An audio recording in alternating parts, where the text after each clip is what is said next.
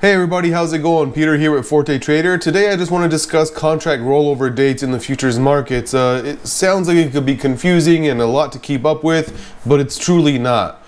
There's several little ways to keep up with it. One for sure, always keep your notes.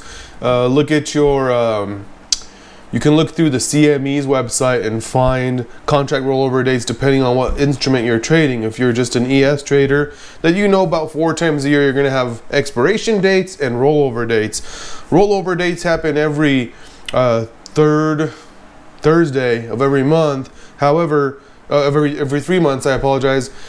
And you'll notice that there's volume shift if you miss it. You don't want to ever... It's common when we're new at trading where we'll sit there and trade a chart that has no volume whatsoever going on in it, and you won't get the right pricing, and the activity's gone there. There might be a couple hundred people in there that still have some option contracts that are expiring through, or they're taking delivery of contract, or for whatever reason they've just haven't executed their expiration or rolled over on time, or they're still in that last couple week of grace period before a expiration. But you want to get into your trades correctly and not make that mistake. It happens. When I was new, it happened, and you'll catch them sometime. You'll wonder why things aren't moving. Anyways, you can get the information off CME website. It can sometimes be a little bit confusing to find depending on if it's equities or a treasury that you're trading. Some sites you'll find, some sites that are friendly enough to post them on their own webpage. We don't have one on ours. It's something that I'll work on adding on as just an easy to use tool to help you find those rollover and expiration dates depending on your stuff. Right now I have a bunch of charts open here, and it looks like all crazy and a bunch of different things, but it's only one contract, it's only one instrument, and it's basically the 10-year treasury. It's the ZN, but I have it all up in different time frames, from weeklies, dailies, all the way down through different ranges, and all the way down into a whole, basically a microscopic view of the markets. However, the expiration had already taken place. Now, I haven't traded the 10-year in the last week. I've been mostly focused only on the ES, a little bit of crude oil, but for also education purposes, we've been dealing with the order flow charts, the footprint charts on the ES, the S&P 500. So opening up this chart through my NinjaTrader platform, I've come to realize that this thing is already rolled over on May 31st, which has been just over a week. The cool thing with NinjaTrader is if you go up to any of the top instrument magnifying glass to search for a contract and you put in the new ticker, it'll automatically update you to the new contract time. So example, our expiration originally was for June 2017.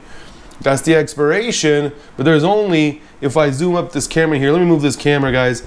In the market analyzer, for example, for NinjaTrader, which is what I'm ultimately going to show you guys, in the market analyzer, only 138 is the volume trading in that contract. This contract basically has been already rolled over. It got rolled over May 31st. So people that are trading this, they've been trading this since June 1st on the September expiration. So we're gonna open up a fresh one. How you do that is on NinjaTrader here.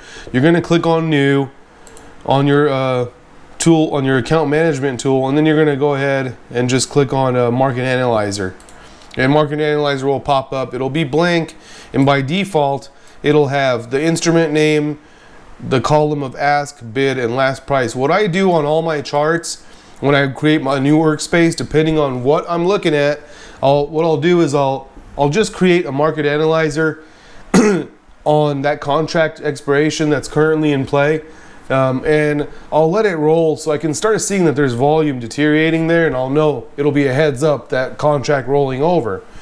So back on the market analyzer, what you want to do is right click and click on add instrument and click on the contract, and it'll go ahead and add it there. Now, I want to fix these columns. All I want to see is daily volume. So I'll right click again, I'll go to columns, and then here under what's configured, Okay, I don't know if it'll show really good, guys, on this GoPro. I'm doing everything on just, rather than sharing my screen back and forth and editing, I want to make this quick video here on this GoPro. So I'm going to keep instrument, but I'm going to eliminate and remove last price, bid price, ask price. I just want to go through the available columns and go on daily volume. And I want to double left click there, and that's it. I want to click apply.